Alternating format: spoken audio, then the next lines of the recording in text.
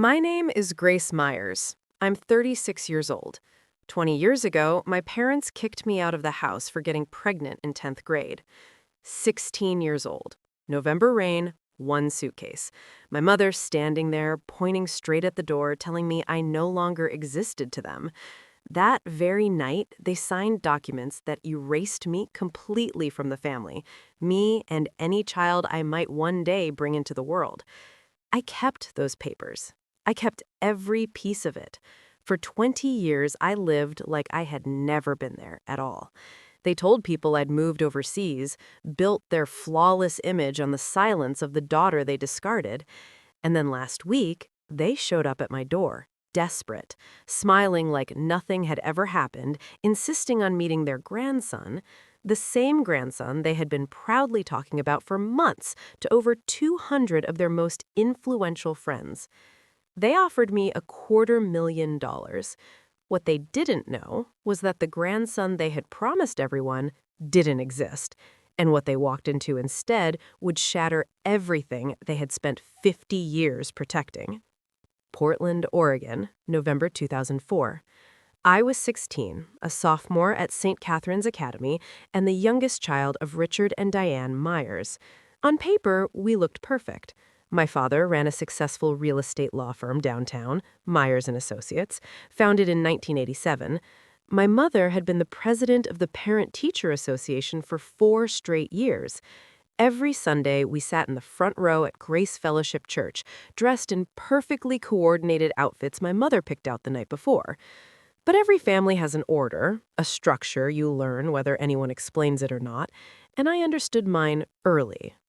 Nathan, my older brother, was 22, in his 3rd year of dental school, the pride of the family, the son who would carry the Myers name forward. Carolyn, 20, was studying to become a teacher, beautiful, obedient, never questioning anything. And then there was me. I was what my mother once referred to as the surprise, born when she was 34, years after she thought she was finished having children. I don't think she ever forgave me for interrupting the life she had planned. It wasn't loud or obvious, the way I was treated, but it was always there, quiet and consistent. Family photos lined the living room walls, but somehow my school pictures were always missing. At dinner, conversations circled endlessly around Nathan's clinical work or Carolyn's studies. When I mentioned making the honor roll, my father would give a small nod and say, "That's nice, Grace," before shifting his attention back to Nathan.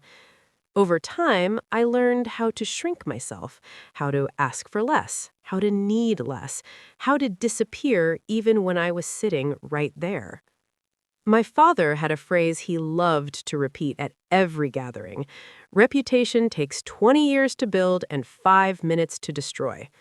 Back then, I didn't understand how true those words would become, or that I would be the 5 minutes he feared most. I met Marcus Webb at the downtown public library. It sounds ordinary, but for me, the library was a refuge, a place where I wasn't compared to anyone, where expectations didn't hang over my head. I went 3 afternoons a week, telling my parents I was studying, but really, I just needed somewhere to exist quietly. Marcus went to Jefferson High, the public school my parents pretended didn't exist.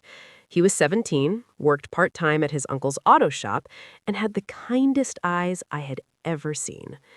One October afternoon, he found me sitting in the biography section, crying after my mother had forgotten to pick me up from school again, the 3rd time that month. "Hey," he said gently, sitting across from me. "You okay?" No one had asked me that in a long time. We kept our relationship a secret for 2 months. He was patient, kind, and made me feel like I mattered, like I wasn't invisible, like I was someone worth remembering. October 28th, 2004, is a date I'll never forget. I was standing in the bathroom of a gas station 3 miles from my school, staring at a pregnancy test. 2 pink lines. My hands shook so badly I could barely hold it. When I told Marcus, he didn't panic, didn't run, didn't try to escape responsibility. He held my hands tightly and said, "We'll figure this out together, Grace. You're not alone." I wanted to believe him, and part of me did, but I knew my parents. I knew what mattered to them, and I knew their first question wouldn't be about me. It would be about how it looked. I decided to tell them at Sunday dinner, not realizing it would be the last meal I would ever have in that house. Sunday, November 14th, 2004, 7:32 p.m. The roast beef was overcooked. I remember focusing on that detail, staring at it, trying to gather the courage to speak, while my father complained about a legal dispute and my mother discussed which families would attend the church Christmas gala. "I have something to tell you," I said. The table fell silent. 4 faces turned towards me: my parents, Nathan, home for the weekend, Carolyn, visiting from college. I was 8 weeks pregnant. I couldn't hide it any longer. "I'm pregnant." My mother's fork hit her plate with a sharp sound. My father didn't move. "Who is the father?" he asked, his voice cold. "Is he from St. Catherine's, someone we know?" "His name is Marcus Webb. He goes to Jefferson High. He works—" My mother's face drained of color. "You've been seeing a boy from a public school?" "He's a good person, Mom. He comes from a good family." My father interrupted. "What does his father do?" "He lives with his uncle. He works at an auto shop." The silence that followed lasted exactly 11 seconds. I counted every one of them. Then my father stood up. "You will not keep it." "Richard," my mother began. "She will not destroy everything we've built." He looked at me like I was a stranger, like I was something that needed to be removed. "If you keep that baby, you are no longer part of this family." By 9:15 p.m., I was standing outside on the front porch with one suitcase, rain soaking through my sweater. It was my mother who opened the door and pointed outside, not my father. Nathan and Carolyn stood at the upstairs window watching. Neither of them came down. I called Marcus from a payphone at a gas station on Melbury Street. My hands shook so badly I could barely press the buttons. He answered on the second ring. "Grace, what's wrong?" "They kicked me out." 20 minutes later, his uncle's truck pulled into the station. Marcus jumped out before it even fully stopped, wrapped me in his jacket, and held me while I cried against him. "I've got you," he said softly. "I've got you." We had no real plan, just $300 between us, an old truck that barely worked, and nowhere to go. That's when Margaret Torres stepped in and changed everything. She lived 3 houses down from my parents, 62 years old, a retired school teacher, and the only person on that street who didn't treat my father like he owned it. She had seen me standing outside in the rain from her window and watched long enough to understand what had happened.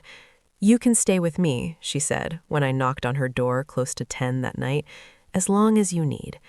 We stayed in her guest room for 2 weeks before Marcus found us a tiny studio apartment in Seattle. It was $425 a month, sitting above a laundromat that smelled like bleach and tired dreams. The night they threw me out, my parents had their lawyer prepare documents. I know because 3 days later, my father mailed me a copy. Certified mail, signature required, like I was nothing more than paperwork. The document declared that Grace Elizabeth Myers Webb had forfeited all rights to inheritance and that the Myers family held no legal or moral responsibility toward me or any child I might have. I kept that paper. I've held onto it for 20 years. Lily Grace Myers Webb was born on July 6, 2005, at Harborview Medical Center in Seattle. 7 pounds, 4 ounces, 10 fingers, 10 toes. She had her father's brown eyes and my stubborn chin. She came into the world crying, loud and unapologetic, and I remember thinking, good, be loud, make sure they hear you, never let anyone make you feel small. The first 5 years were nothing but survival. Marcus worked double shifts at a repair shop in Ballard while I finished my GED and slowly started community college, taking whatever classes I could manage around Lily. We lived on instant noodles and bread we got for free from the bakery's day-old shelf down the street. I learned how to stretch every dollar, sewing patches over patches, making things last long after they should have fallen apart, refusing to give up even when everything told me to. I sent my parents a birth announcement when Lily was born. No response. I sent a photo on her first birthday. Silence. By her second birthday, I stopped trying. Marcus and I never got married. We kept saying we would someday when we had money for a real wedding. When life calmed down, someday kept getting pushed back. Then, on March 15th, 2010, a delivery truck ran a red light on Aurora Avenue. Marcus was driving home from a night shift. The police officer who came to my door said he died on impact. He was 26 years old. Lily was 4. The life insurance policy Marcus had through work paid out $12,000. That was it. $12,000 for 26 years of a good man's life. I was 22 years old, a single mother with a 4-year-old daughter, $12,000, and absolutely no one to call. I could have given up then. I didn't. I'd started doing small interior design projects while Marcus was alive, decorating apartments for neighbors who couldn't afford professionals, staging homes for real estate agents willing to take a chance on a young mother with no credentials. I had an eye for it, people said, a gift for making small spaces feel like home. After Marcus died, I threw myself into that work like my life depended on it, because it did. 2012.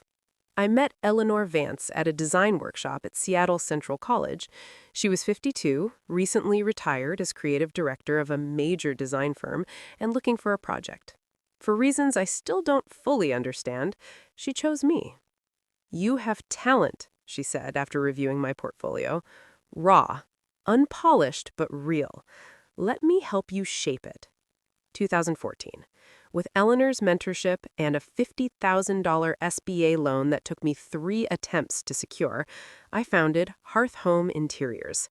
Our first office was a converted closet in a shared workspace. 2018. 8 employees. Revenue, $1.2 million.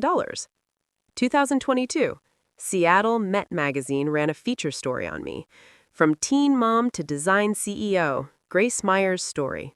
The journalist spent 3 days interviewing me about my journey. The pregnancy at 16, being cut off from my family, losing Marcus, building a business from nothing. I told her everything except my parents' names. Not to protect them, to protect Lily from anyone who might try to connect her to people who never wanted her to exist. 2024. 22 employees. Revenue, $4.2 million. A corner office overlooking Capitol Hill. My daughter was 19, a sophomore at the University of Washington, majoring in psychology. She was brilliant and fierce and everything I'd hoped she would become. 20 years, no contact from the Myers family. Until last week. Tuesday, November 5th, 2024, 6:47 p.m. I'd just gotten home from a client meeting, a tech executive renovating her Mercer Island waterfront property, a contract worth $800,000. My mind was still running through fabric samples and lighting options when I turned onto my street and saw the car, a black Mercedes-Benz S-Class, Oregon plates. My heart stopped. I parked in my driveway and sat there for a full minute, gripping the steering wheel, watching 2 figures standing at my front door. The man had gray hair now, stooped shoulders. The woman still held herself with that rigid posture. I remembered that constant vigilance against anything that might disturb her carefully constructed world. Richard and Diane Myers, my parents. I hadn't seen them in 20 years. I considered driving away, going to a hotel, calling Lily, pretending this wasn't happening. But I was 36 years old. I owned a company. I had built a life without them. I would not run. I got out of my car and walked toward them. My father spoke first. "Grace, you look—" He paused, scanning me. My designer coat, my leather bag, my house. "Well, what are you doing here?" My mother stepped forward. Her face had more lines now, her hair a careful shade of ash blonde that didn't quite match her age. "We know about your son, Grace. We know you have a son." I stared at her. "We'd like to meet him," my father added. "We'd like to reconnect as a family." The absurdity of it nearly made me laugh. 20 years of silence, 20 years of pretending I didn't exist, and now they were standing on my porch asking to meet a grandson they'd never bothered to know, a grandson who didn't exist. I let them into my house. I still don't know why. Maybe I needed to hear what 20 years of silence had led to. My father sat in my living room like he was evaluating a property for purchase, assessing the hardwood floors, the custom built-in shelves, the original artwork on the walls. My mother perched on the edge of my sofa, hands folded, spine straight. "Your anniversary," I said. "That's why you're here." 50 years, my father almost smiled. November 15th, we're hosting a celebration at the Haithman Hotel. 200 guests. The mayor will be there, Pastor Harrison, the Rotary Club board. What does that have to do with me? My mother exchanged a glance with my father. There have been questions, Grace, about you, about what happened 20 years ago. People talk, my father added. Some people remember that we had a third child. They've asked where you are. What happened to you? We've always said you moved away, went abroad. But lately, questions have become more persistent. So you need me to make an appearance. Show everyone that the Myers family is whole and happy. We need your son. My mother's voice was firm. We've told people about him, about our grandson. He should be there representing the next generation of the Myers family. The room went very still. Who told you I have a son? We read that article. My father waved his hand dismissively. The magazine piece, it mentioned your child, your successful business. You've done better than we expected. Better than we expected? As if I'd been graded, as if my entire life was a test I might have failed. And if I refuse? My father's jaw tightened. Let's not make this difficult, Grace. My father reached into his leather briefcase and withdrew a blank check. The sight of it made my stomach turn. We're prepared to compensate you, he said, placing it on my coffee table. $250,000. You bring your son to the party, stay for 3 hours, take some family photos, then you can return to your life. I looked at the check, then at my mother, who was nodding as if this were the most reasonable proposition in the world. $250,000? I repeated. Is that what 20 years of silence costs? We're also prepared to reinstate you in the family trust. My mother leaned forward, her voice dropping to a conspiratorial whisper. The combined estate is valued at $3.8 million. You would have an equal share with Nathan and Carolyn. I thought about that studio apartment above the laundromat, the nights I'd worked double shifts while Lily slept in a playpen behind the counter of a coffee shop because I couldn't afford childcare. The years I'd spent building something from nothing while they sat in their Portland mansion pretending I'd never existed. And if I say no? My father's expression hardened. We would prefer not to involve your son directly, Grace, but if necessary, we can reach out to him ourselves, explain the situation, help him understand his family history. It was a threat, subtle but unmistakable. You want to contact my child? I said slowly, and tell them your version of what happened? We want to be a family again. My mother spread her hands, the picture of reasonableness. Isn't that what you've always wanted? I was about to answer when I heard footsteps on the stairs, and everything changed. Mom? Is everything okay?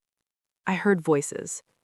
Lily stopped at the bottom of the stairs, her psychology textbook still in her hand. She was wearing sweatpants and a University of Washington hoodie, her dark hair pulled into a messy ponytail. She looked exactly like what she was, a 19-year-old college student who'd been studying in her room. My mother rose to her feet, her face cycling through confusion, calculation, and something close to horror. Who is this? This is Lily. I stood, positioning myself slightly between my daughter and my parents. My daughter? Your granddaughter? Daughter? My father's voice cracked. But we were told, the article said. The article said child. You assumed the rest. Lily's gaze moved from me to the strangers in our living room. Understanding dawned in her eyes. These are them. The grandparents who threw you out when you were pregnant with me? My mother flinched. That's not... It was more complicated then. Which part was complicated? Lily crossed her arms. The part where you kicked a 16-year-old out in the rain, or the part where you spent 20 years pretending she didn't exist? Young lady, my father started. I'm not your young lady. I'm the grandchild you never wanted to meet, the one you tried to make disappear. Lily's voice was steady, but I could see her hands trembling. I know everything. Mom never hid it from me. I know about the letter. I know about the inheritance papers. I know you told your friends she went abroad. My parents sat in stunned silence. Lily looked at me. They came here for a grandson, didn't they? Someone they could show off? Yes. She turned back to them with a cold smile. Surprise! My father recovered faster than my mother. I watched him recalibrate, the lawyer in him assessing this new variable. A granddaughter, he said carefully. That works. We can adjust the narrative. Lily can come to the party as... As what? Lily cut in. The secret granddaughter you've been hiding for 19 years? The daughter of the teen mom you threw away? We could say you were studying abroad. My mother's voice was pleading now. Recently returned. A surprise reunion. I was born in Seattle. I've never left the country. I'm a sophomore at UW. Lily laughed, but there was no humor in it. Do you even hear yourselves? You want me to lie to 200 people about my entire existence. The party is November 15th. My father checked his watch as if time was the only variable that mattered. 10 days from now, we need an answer by the 10th. I stood. I think you should leave. Grace, I'll consider what you've said, but not tonight. Not with Lily here. My mother rose, gathering her handbag. At the door, she turned back. This is an opportunity to heal, Grace, to put the past behind us. Don't let old wounds cost you your future. I watched them walk to their Mercedes, watched my father help my mother into the passenger seat the same way he had 1,000 times before, as if this were any ordinary evening. When the car disappeared around the corner, Lily spoke. You're not actually considering this, are you? I looked at my daughter, this fierce, brilliant young woman I'd raised alone, the person Richard and Diane Myers had tried to erase from existence before she was even born. No, I said, but I'm not done with them yet. Before we continue, let me ask you something. Have you ever stood where I stood that night, facing people who abandon you only to return when they needed something? I'd love to know what you would have done in my position. Drop a comment below. And if you want to see how this all unfolds, hit that subscribe button because what happened next, even I didn't see it coming. That night, after Lily went to bed, I pulled a fireproof lockbox from the back of my closet. I hadn't opened it in years. Inside were the documents of my erasure, the notarized letter of disinheritance dated November 14, 2004, signed by Richard Allen Myers and Diane Elizabeth Myers, witnessed by a notary named Harold Brennan. I remembered the day my father mailed it to me, certified mail requiring my signature, as if he wanted to make sure I knew exactly how thorough he'd been. The document was 3 pages, legal language designed to be airtight, ensuring that Grace Elizabeth Myers hereby forfeits all claims to the Myers family estate, and that the family bears no legal or moral obligation to the aforementioned party, or any dependents thereof. Any dependents thereof. Lily, reduced to 3 words in a legal document, erased before she took her first breath. I photographed each page with my phone, uploaded them to my cloud storage, made backup copies. Mom? I looked up. Lily was standing in my doorway, arms wrapped around herself. I couldn't sleep either. She sat beside me on the bed, looking at the documents spread across my comforter. Is that the letter? Yes. She picked up the first page, reading slowly. When she finished, her eyes were bright with tears she refused to let fall. They really did it, she whispered. They really just cut you out like you were nothing. They did. What are you going to do with these? I looked at my daughter, at the evidence of 20 years of calculated cruelty laid out before us. I don't know yet, I admitted. But whatever I do, they won't be able to pretend anymore. Lily nodded slowly. I might have an idea. The next morning, I made a call I hadn't made in over a year. Margaret Torres answered on the third ring. Grace, is that you, sweetheart? Mrs. Torres? I smiled, despite everything. I hope I'm not calling too early. At my age, early is relative. What's wrong? You sound like you've got weight on your shoulders. I told her about my parents' visit, about the grandson they'd invented, the anniversary party, the $250,000. When I finished, the line was quiet for a long moment. Those people, she finally said. 20 years and they haven't changed one bit. Mrs. Torres, I need to ask you something. That night, November 14th, 2004, I remember it like it was yesterday. Her voice hardened. I watched from my window, saw you standing in the rain, that little suitcase at your feet, watched your parents' car drive away. I should have come out sooner. I've regretted that every day since. Do you still have your security camera footage from back then? A pause. You know, I never delete anything. Old teacher's habit. Document everything. Let me check my files. 20 minutes later, my phone buzzed with an email. A grainy but unmistakable image. A 16-year-old girl standing on a porch in the rain. 9:17 p.m., November 14th, 2004. The timestamp was visible in the corner. The address, my parents' house, was partially visible in the frame. That's you, Mrs. Torres said when I called her back. That's the night they threw you away. Would you be willing to verify this officially if needed? Honey, I've been waiting 20 years for someone to ask. Her voice was fierce. Whatever you need, I'm there. I thanked her and hung up. 2 pieces of evidence, 2 witnesses. Now I needed a plan. I spent that evening rereading my own story.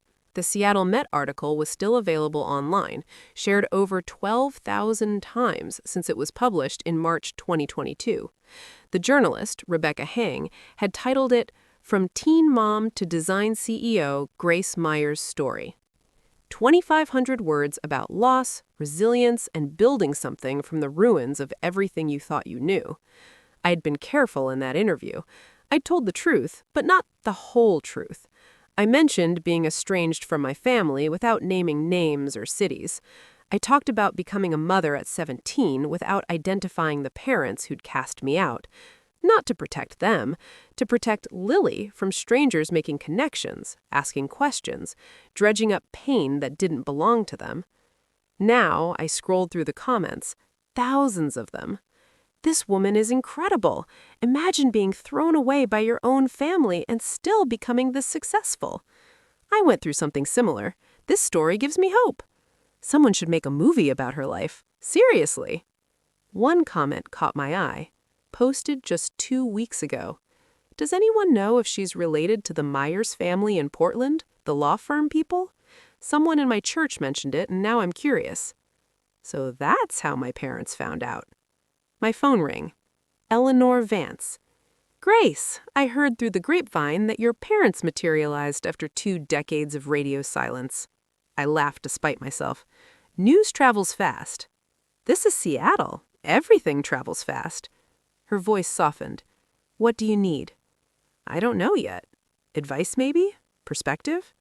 What I know, Eleanor said, is that you've spent 20 years proving who you are without them.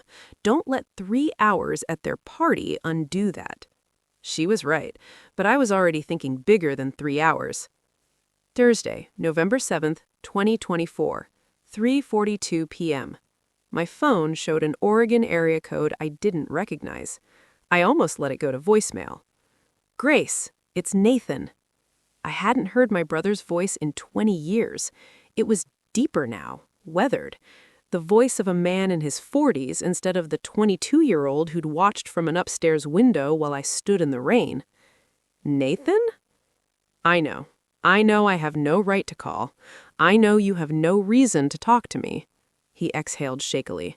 But I need you to know some things before whatever happens next. Then talk. The grandson story. The whole thing about you having a son that came from Mom. She read the Seattle Met article 2 years ago, but didn't read it carefully. Just saw a child and successful business and constructed this whole narrative about you having a boy who was some kind of entrepreneur. She invented a grandson. She told her church friends, her Rotary friends, built an entire story about this brilliant young man continuing the Myers legacy. Nathan's voice cracked. Dad went along with it. They've been dining out on your imaginary son for months. I closed my eyes. Even now, even after everything, my parents' capacity for delusion still stunned me. Why are you telling me this? Because I was a coward. Grace, 20 years ago, I should have come downstairs. I should have said something. I should have... He stopped, breathing hard. Caroline and I have talked about it for years. We were wrong. We've always been wrong. And now I want to make it right, whatever that looks like. Nathan paused. The anniversary party. Caroline and I will be there. If you decide to come, you won't be alone. I didn't know what to say to that. Nathan talked for another hour. He told me about the unwritten rules of being a Myers child, the expectations, the constant performance, the way our parents wielded approval like a weapon, granting it to those who complied and withdrawing it from anyone who stepped out of line. Caroline has 2 kids, he said, 8 and 11. She's terrified of them growing up the way we did, walking on eggshells, never knowing if they're good enough. Why didn't you ever reach out in 20 years? Long pause. I almost did 5 years ago. I had your number, found it through the business website, dialed it at least a dozen times. His voice dropped. And every time I hung up before it connected, because I knew that if I talked to you, I'd have to admit what I let happen, and I wasn't ready. What changed?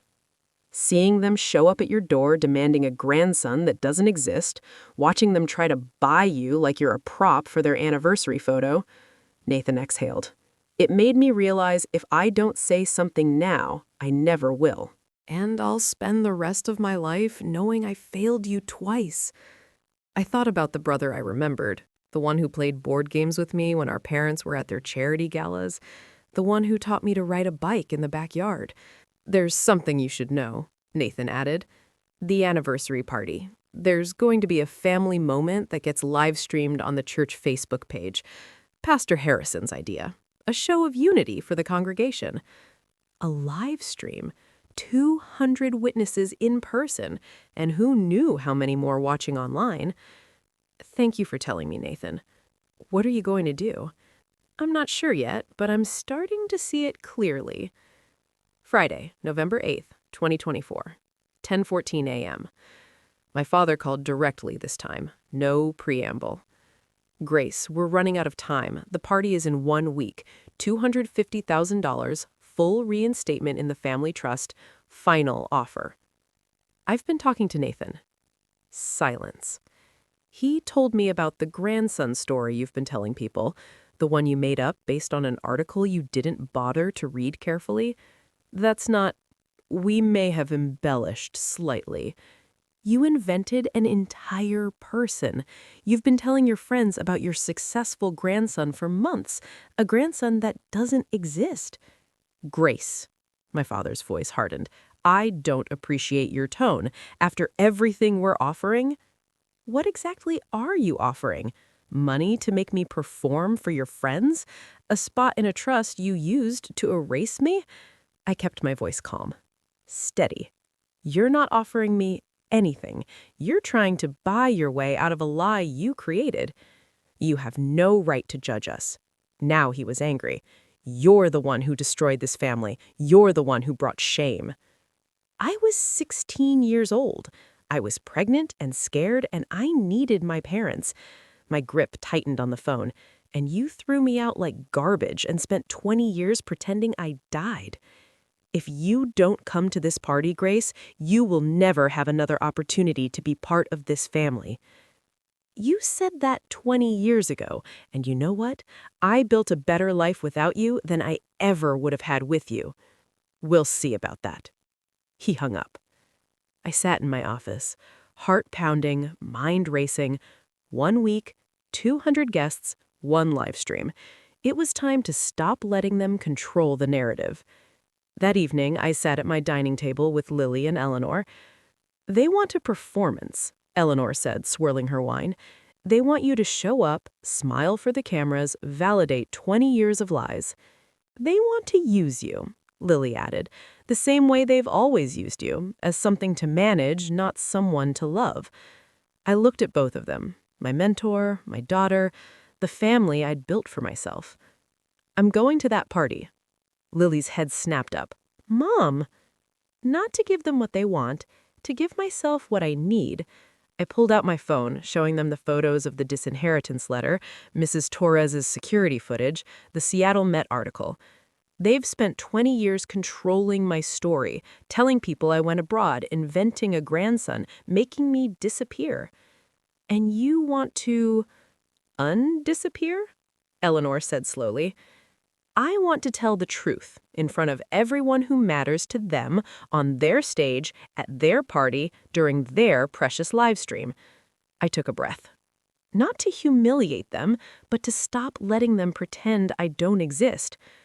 I'm coming with you. Lily's voice was firm. They need to see who I really am, not their imaginary grandson, me. I reached for her hand. Are you sure? This could be... I've spent my whole life knowing that my grandparents chose their reputation over my existence. I'm sure. I called Nathan that night.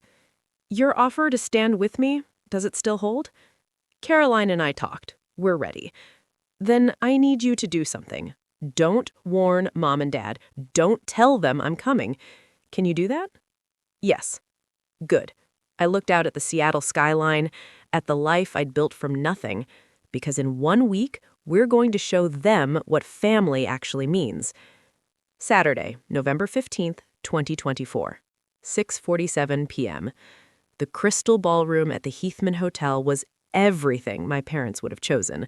Chandeliers dripping crystal, white tablecloths starched to precision, flower arrangements that probably cost more than my first month's rent in Seattle. 200 guests in formal attire, clutching champagne flutes, making small talk about golf handicaps and investment portfolios.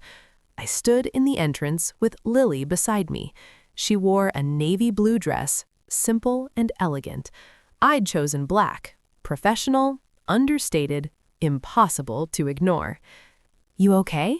She whispered. I'm about to crash my parents' 50th anniversary party to tell 200 people they've been lying for 20 years.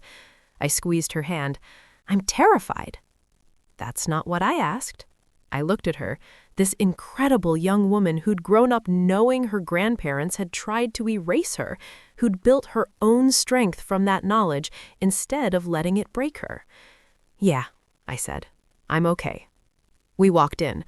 The room was arranged around a raised platform at the far end where my parents would give their speeches. A camera crew was setting up the live stream for Grace Fellowship Church. I could see the Facebook Live indicator already blinking. And there they were, Richard and Diane Myers, standing on that stage, surrounded by well-wishers. My mother in champagne-colored silk, my father in a tailored navy suit, both of them glowing with the confidence of people who believed they'd won. They hadn't noticed us yet. The room was too crowded, the attention too focused on them, but heads were starting to turn. Someone near the door whispered, "Is that someone else?" The daughter from the article. The whisper spread like ripples in water. And then my mother looked up. My father had just begun his speech. 50 years of marriage has taught me that family is everything. Diane and I have built our lives around that principle. Our children, our community, our faith. His voice carried across the ballroom, amplified by the microphone, captured by the live stream camera. 200 faces watched adoringly on the small monitor near the stage. I could see the Facebook Live comment sections scrolling. Beautiful couple. God bless the Myers family. What an inspiration. My mother saw me first. Her champagne smile froze. I watched her hand tighten on my father's arm. He followed her gaze, stopped mid-sentence. The room began to notice. Heads turning, whispers building. Someone near the back said loud enough to carry, "That's her from the magazine, the design CEO." Someone else, "That's Richard's daughter. I thought she was in Europe." My father recovered first. "As I was saying, family has always—" I started walking toward the stage. The crowd parted. Not dramatically, this wasn't a movie, but people stepped aside, sensing something was about to happen. Lily walked beside me, her chin high, her steps steady. Nathan appeared at the edge of the crowd, Carolyn beside him. They didn't try to stop me. They just watched. "Grace?" My father's voice came through the speakers, strained now. "What a surprise! We weren't expecting—" I climbed the 3 steps to the platform. The live stream camera tracked my movement. I could feel 200 pairs of eyes on me, plus however many were watching online. "Hello, Dad." I took the microphone from his hand before he could react. "Hello, everyone. My name is Grace Myers. For those of you who don't know me, and many of you don't, I'm Richard and Diane's youngest daughter." I paused. "The one they told you went to Europe 20 years ago." The silence in that ballroom was absolute. "I didn't go to Europe," I continued. "On November 14th, 2004, 20 years ago tomorrow, my parents discovered I was pregnant at 16.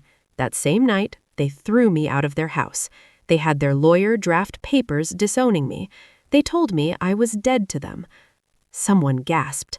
The live stream comments were exploding. I could see them scrolling faster than anyone could read. They told everyone I'd gone abroad. For 20 years, they pretended I didn't exist. I reached into my bag and pulled out the notarized letter. "This is the document my father mailed me 3 days after throwing me out.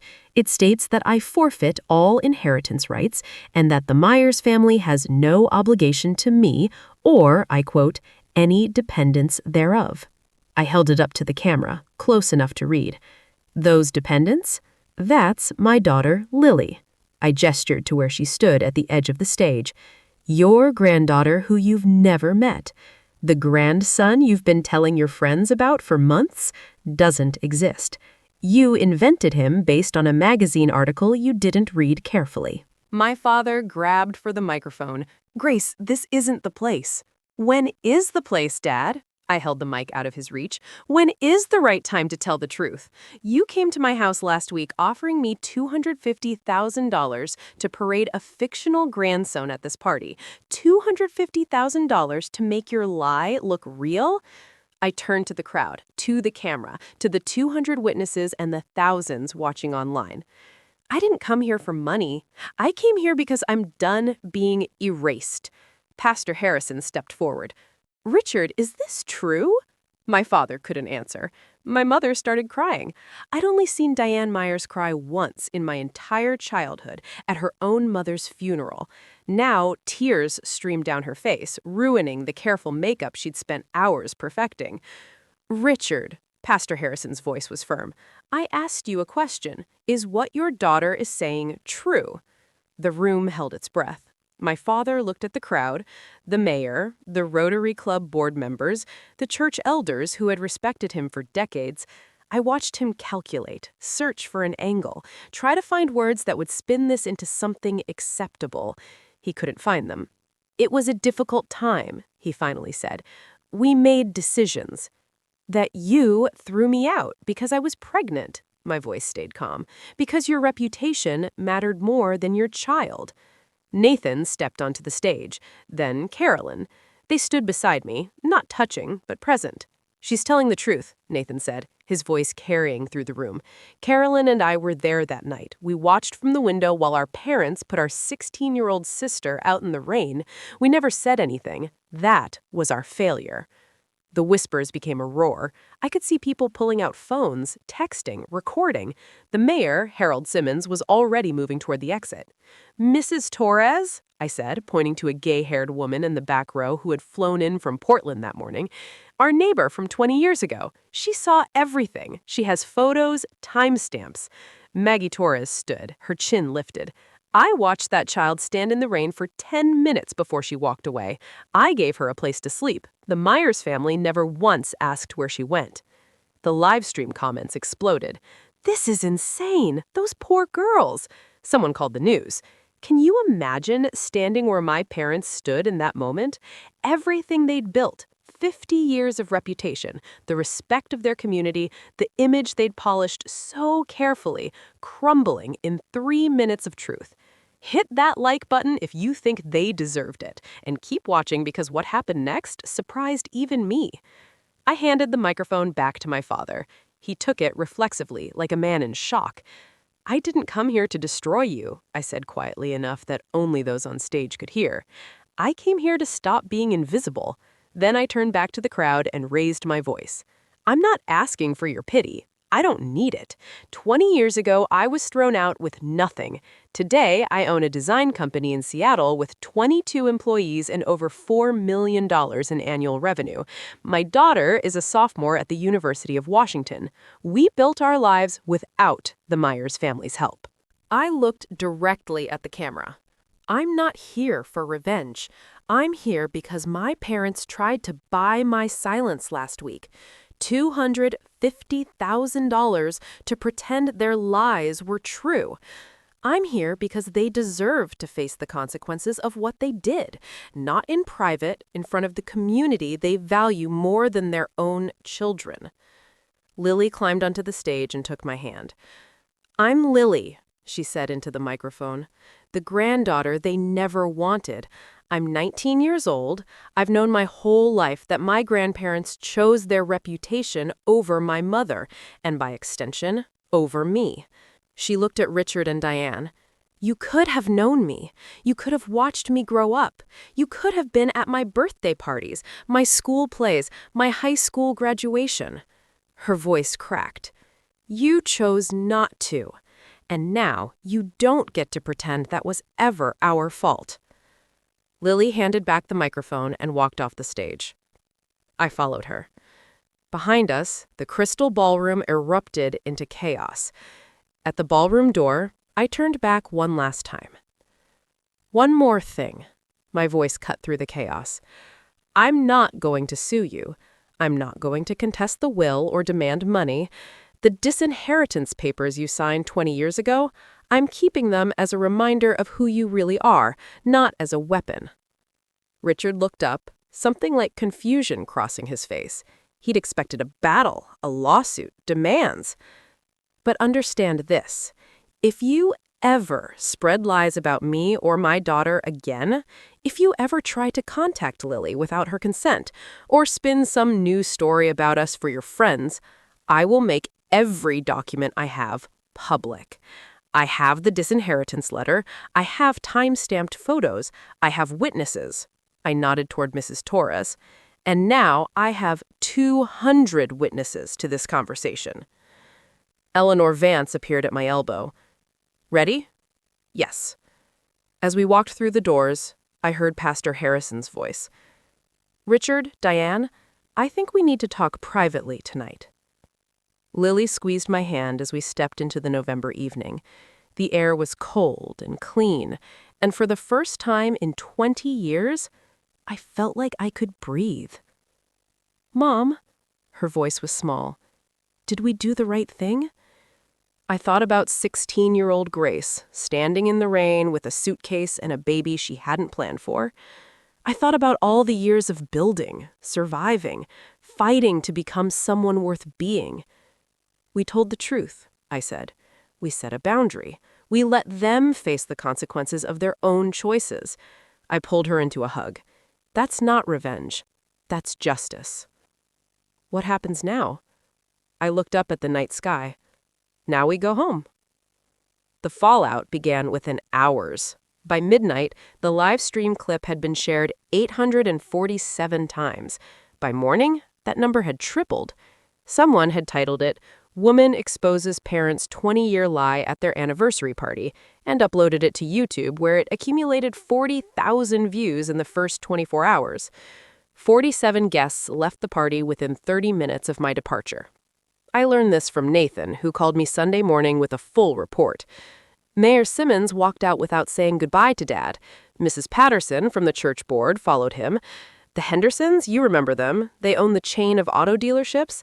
They actually apologized to me on their way out. Apologized for never asking where you were, for just accepting the story. Sunday afternoon, a short item appeared in the Portland Herald. Local attorney's anniversary gala ends in family revelation. The article was carefully neutral, but the comment section was not. I went to church with these people. I had no idea. Richard Myers drew up my will. What kind of man throws out his own child? Anyone who watched that live stream will never see that family the same way. By Monday, Richard had resigned his position as elder at Grace Fellowship Church for personal reasons, the church bulletin stated, but everyone knew. By Wednesday, the Rotary Club board announced they would be reviewing membership criteria at their next meeting. Richard's name was specifically mentioned.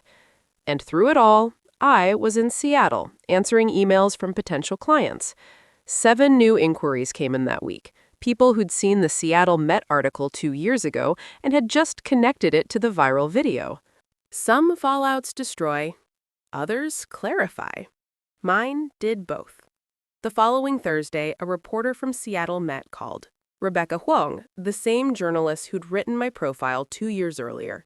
Rebecca, I don't know if you've seen, but your video is everywhere. We'd love to do a follow-up piece. The CEO who confronted her past. What do you think? I thought about it. Let me get back to you. Of course. Just know the response has been overwhelming. People are connecting with your story. A lot of them have similar experiences. She wasn't wrong. My company's general inbox was flooded with messages. Not about design, about family, about being cut off, about spending years feeling invisible and finally finding the courage to speak. Your video made me call my brother for the first time in 12 years. I'm a teen mom too. You gave me hope. Thank you for showing that success is the best response to people who tried to destroy you. Saturday, I flew to Seattle for Nathan and Caroline's first visit to my home in 20 years. We sat in my living room, the same room where our parents had tried to buy my silence 2 weeks earlier, and talked for 6 hours. Nathan told me about the years of guilt. Caroline cried when she met Lily for the first time. Their children, my niece and nephew, ages 8 and 11, played in my backyard while the adults tried to rebuild something from the wreckage. I'm sorry, Nathan said. I know it's not enough. I know sorry doesn't cover 20 years. No, I agreed, it doesn't. But it's a start. Lily watched from the doorway, this young woman who'd grown up without extended family, finally seeing what it might look like to have one. Imperfect, complicated, but real. 1 week after the party, my phone rang with an Oregon number. My mother. Grace?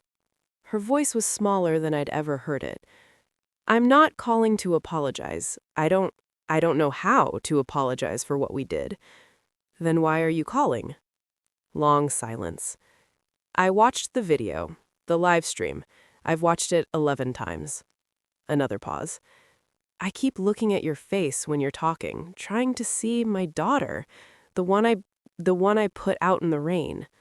I said nothing. Your father's... She trailed off.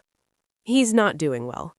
The church, the Rotary, his colleagues, everyone is looking at him differently now. He doesn't know how to handle it. I didn't do this to punish him, or you. I know that now. Her voice cracked. You did it because you had to stop pretending. You did it because we gave you no other choice. Why did you call, Mom? The longest silence yet. Because I wanted to hear your voice. Because I haven't heard it in 20 years, and I realized I might never hear it again. She was crying now. Because my granddaughter stood on that stage and told 200 people she'd spent her whole life knowing we didn't want her, and I couldn't breathe. I closed my eyes. "I'm not ready to forgive you," I said. "I might never be, but I'm not going to hang up on you either. That's more than I deserve." Yes, it is. We stayed on the line for another minute, not speaking. Then she said goodbye. She didn't ask for another chance. She didn't demand anything. Maybe that was progress. Or maybe it was just the first step of a very long road. Thanksgiving 2024. My dining table, the one I'd bought 3 years ago from an estate sale and refinished myself, seated 12. It had never been this full. Lily sat at my right hand, Eleanor Vance at my left. Mrs. Torres, who'd flown up from Portland again, was teaching my nephew how to fold napkins into swans. Nathan carved the turkey while his wife set outside dishes. Caroline's daughters were arguing about who got to light the candles. My parents weren't there. We hadn't reached that point. Maybe we never would. But looking around that table, I realized something. I'd spent 20 years mourning a family that had never really wanted me. Now I was surrounded by people who'd chosen to be here, who wanted to know me, not a version of me, not a prop for their image, but me. Lily stood to make a toast. I wrote something for Mom. She pulled out a folded paper. When I was little, I used to ask why I didn't have grandparents like the other kids. Mom always told me the truth, that they'd made a choice, and that choice wasn't about me. It took me years to really understand that. She looked at me. But I understand now, and I know that everything I have, everything I am, is because you never let their choice define us. She raised her glass. To the family we build, not the one we're born into. Everyone drank. Later, after the dishes were cleared and the guests were scattered through my house drinking coffee, I stood at the kitchen window. Lily appeared beside me. "You okay?" I looked at my daughter, at this life I'd assembled from the ruins of everything I thought I'd lost. "Yeah," I said, "I really am." If you're still listening, let me leave you with this. 20 years ago, I was a scared 16-year-old standing in the rain, watching my parents' taillights disappear down the street. I thought my life was over. I thought I had nothing left. I was wrong. I had Marcus for as long as I could have him. I had Mrs. Torres, who opened her door when she didn't have to. I had Eleanor, who saw potential in a young mother with nothing but determination. I had Lily, who grew up knowing the truth and chose to be fierce instead of bitter. And eventually, I had myself, the version of me who stopped asking for permission to exist. If you're in a situation where your family makes you feel like you need to shrink yourself to be acceptable, like your worth depends on their approval, I understand. I've been there. But here's what I know now. You don't need their validation to know your value. Setting boundaries isn't revenge, it's survival. And sometimes the family you build is stronger than the one you were born into. My parents still haven't apologized. Not really. Richard has barely spoken since the party. Diane calls occasionally and I answer when I can. Nathan and Carolyn are trying. We're all trying. But I'm not waiting for them to change. I'm living my life. The one I built, the one I earned, the one that belongs entirely to me. That's not a happy ending. It's a real one. And real endings, they don't need applause. They just need truth. Thank you for listening to my story. If it meant something to you, if it made you feel less alone, please share it, like, subscribe, and check the description for more stories like this one. Because everyone deserves to be seen.